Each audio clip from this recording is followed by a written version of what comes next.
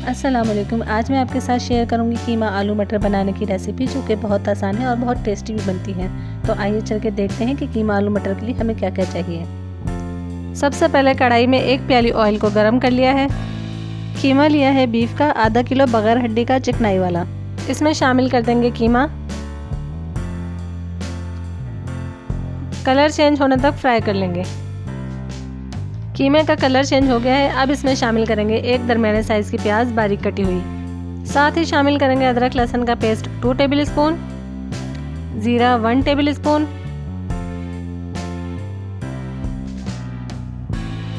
अब इसमें स्पाइसेस शामिल करेंगे 2 टेबल स्पून पिसी हुई लाल मिर्च, 1 टेबल स्पून कुटी हुई लाल मिर्च, नमक 1 टेबल स्पून या फिर हस्ब जायका, पिसा धनिया 2 टेबल स्पून, 3 दरमियाने साइज़ के टमाटर बारीक कटे हुए, 1 टेबल स्पून कसूरी मेथी। इन सब चीज़ों को अच्छी तरह से मिक्स कर लेंगे। धीमी आंच पे आधा घंटा कवर करके रख देंगे। आधा घंटा हो गया है, अब हम चेक कर लेते हैं।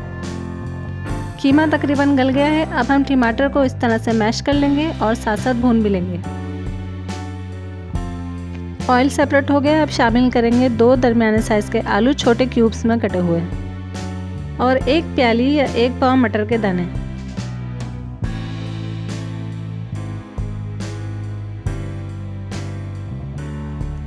एक से 2 मिनट के लिए इन्हें भी भून लेंगे।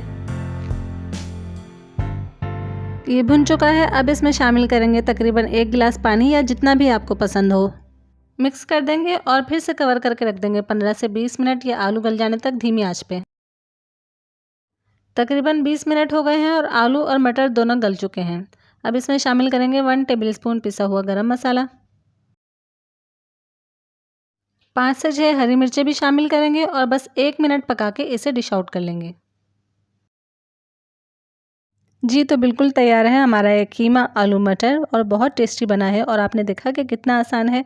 रेसिपी पसंद आए तो लाइक और शेयर कर दीजिए। चैनल को कर लीजिए सब्सक्राइब। अपना रखिए ख्याल। अल्लाह हाफ़िज़।